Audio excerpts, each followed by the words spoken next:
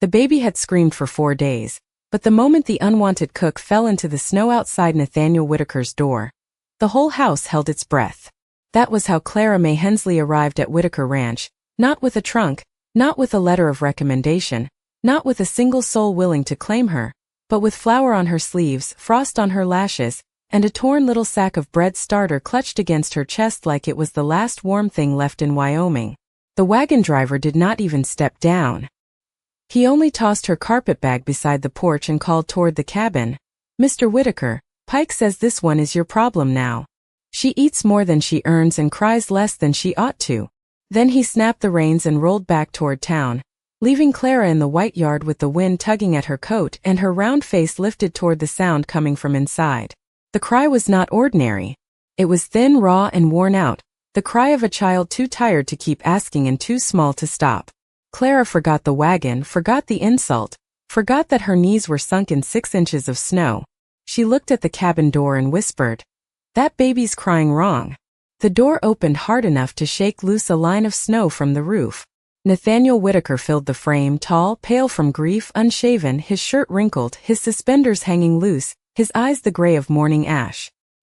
He had the look of a man who had not slept since Sunday and had not prayed since the prayer failed. Behind him, the baby cried again from somewhere near the stove, and the sound made Nate's jaw tighten like a gate being chained shut. "You don't speak about my son," he said. Clara stayed on her knees because standing too fast would only prove what the whole town already believed about women shaped like her, that they were clumsy, soft, useful only until the work grew hard. She swallowed the cold air and said, "I meant no disrespect, sir." "Then say nothing. I can cook." His eyes moved over her patched dress, her heavy shoulders, the apron strings tied under her coat as if she had left one kitchen and carried it with her into exile. "I didn't ask for a cook." "No, sir." "I didn't ask for company." "No, sir." "And I sure didn't ask Pike to send me whatever she was tired of feeding." That landed. Clara's fingers tightened around the bread starter, but her chin did not drop. "Mrs. Pike sends away what makes her look small." The baby's cry broke again, sharp and breathless. Clara turned her head toward it before she could stop herself. Nate noticed. "You got children?" "No." "Then don't pretend you know mine." "I know kitchens, Mr. Whitaker.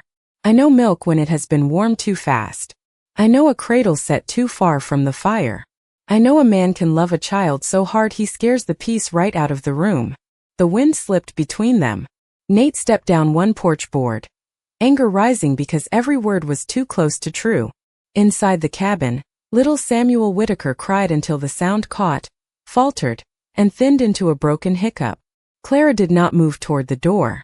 She only softened her voice, the way she would soften dough beneath a palm, and hummed 3 low notes into the storm. The crying stopped for one breath. One single breath. It was nothing. It was everything. Nathaniel Whitaker froze on the porch, one hand still gripping the doorframe, staring at the chubby rejected cook in his yard as if she had reached through the walls of his dead house and touched the one thing he had left in the world. Nate did not invite Clara inside so much as step aside because the crying had stopped long enough to frighten him. The cabin was warmer than the yard but carried no comfort, only the sour smell of old milk, damp wool, and ash that had been stirred too many times by hands that no longer knew what they were doing. Clara crossed the threshold slowly, leaving melted snow in small dark spots behind her boots. She did not look around like a woman measuring another woman's house. She kept her eyes on the stove, the table, the cradle pulled too near the drafty wall, and the tiny bundle inside it fighting for breath between sobs. Nate shut the door with his shoulder. "You stand there," he said, pointing to a place beside the flour barrel. "You do not touch him." Clara nodded. "Yes, sir." "You do not tell me what he needs." "No, sir." "You do not speak about my wife." At that, her eyes lifted to him for the first time since entering the cabin. They were brown, steady, and tired in a way that did not ask for pity. "I would not do that." Nate held her gaze a second too long, then looked away as if kindness itself had become indecent in his house. Samuel began crying again, weaker than before, his little fists moving beneath the blanket. Nate crossed to the cradle and bent over him with the stiff fear of a man approaching something precious he was certain he would break. "Hush now," he said, but his voice came out rough. Come on, son. Hush. The baby cried harder. Clara pressed her hands together in front of her apron and forced herself not to move. The stove popped. Snow brushed the window. Somewhere in the rafters, the wind made a low sound like a woman sighing.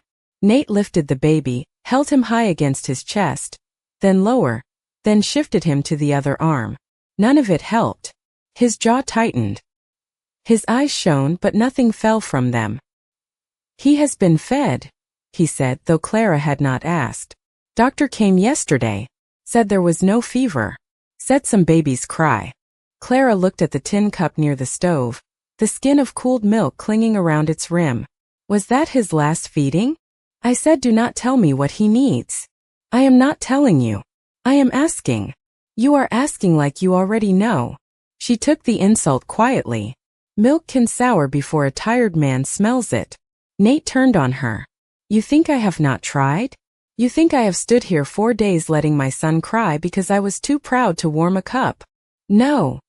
Then what do you think? Clara looked at the baby, not at him. I think grief makes every sound louder except the one that matters. The cabin went still except for Samuel.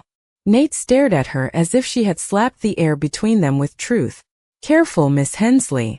I am careful. That is why I am still standing. For the first time, Nate seemed to really see her. The wet hem of her dress, the red marks cold had left across her hands, the small carpet bag by the door, the bread starter tucked under one arm like a living thing she had promised to protect. Pike said you were dismissed for stealing. Clara's mouth moved once before words came. Mrs. Pike says many things after she has already decided who no one will believe. Samuel let out a thin, broken cry that folded into a gasp. Clara took one step before she remembered the rule, and stopped herself so suddenly her body swayed. Nate saw it. He looked down at his son, then back at her. What would you do? He asked, the words dragged out of him like they